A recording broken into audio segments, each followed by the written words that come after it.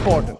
No, it is important. It is very important, Professor Kodelia, and I'll tell you why. And I'd like to go across to Zachary Paikin there, who is joining us from Toronto. And my point is that I think I have had at least 3 representatives tonight of the Western point of view, Daryl Kimball, Sergey, Professor Beckley, all telling me that the questions I'm raising are unimportant. But from our perspective and the world's perspective, they are very important. And my question is very simple. Let's not complicate it. If you are saying we are, and you said, I didn't say it, Professor Kodelia, you said it. You said, listen, Ukraine can forget dreaming about being a member of NATO.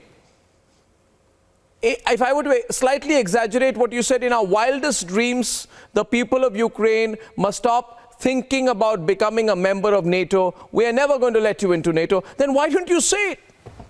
Why hold out this threat? Say it. Let NATO say it.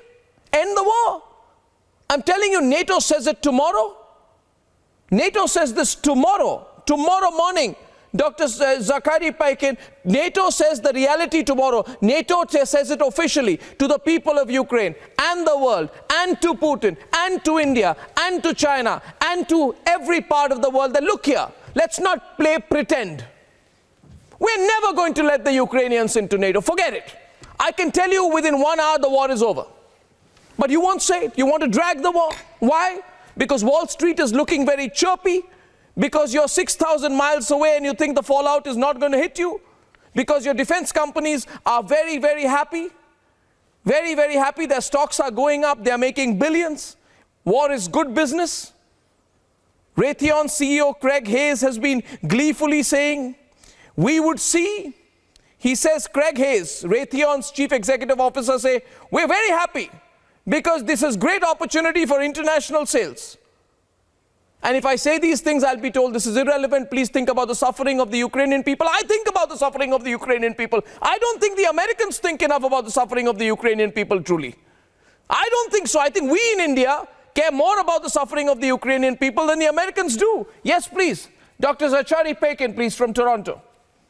Well, I agree indeed that it was unfortunate that Western capitals were not willing to discuss the status of Ukraine at all, that they made that a red line during the negotiations that occurred over the course of the past several months. It would have been, useful simply because we would have lost nothing simply from offering a deal to test Vladimir Putin's intentions about whether or not he was actually serious about negotiating or whether he was simply putting forward his demands so that they would be rejected and to justify a war. Of course, any offer that we made to him could have been withdrawn in the event that he decided to invade. We seem to have gotten a whole bunch of principles in the West mixed up, right? We tend to lump a whole bunch of different things together. There's Ukraine's right to be a liberal democracy. There's Ukraine's right to be a sovereign, independent state recognized within its internationally recognized borders. And then there's the question of its right or lack thereof to join a military alliance. And those are not all the same things. And we associate all those things with the so-called freedom of countries in Europe to choose their orientation. And it's that difference of perspective, unfortunately, between Russia and the West. On the one hand, the Western perspective that countries have the right to choose their orientation entirely. And that means values orientation, but also geopolitical orientation, et cetera. And the Russian perspective, which differs from that, which defines indivisible security in a fashion that I don't know, states. but Dr. Zachary, can I intervene? Can I intervene? I have a very simple question. I get very detailed replies to very simple questions. My question is very simple, sir. Someone answer my question. North Macedonia in 2020 inducted into NATO. Ukraine, neither here nor there. Keep them hanging. Why? Because the longer you keep Ukraine hanging, the longer you keep Russia hanging. So keep them hanging. And let there be a world war if required. And if we come close to it, let's say the people of Ukrainians, like the charge of the Light Brigade, theirs is not to question why, theirs is to do and die.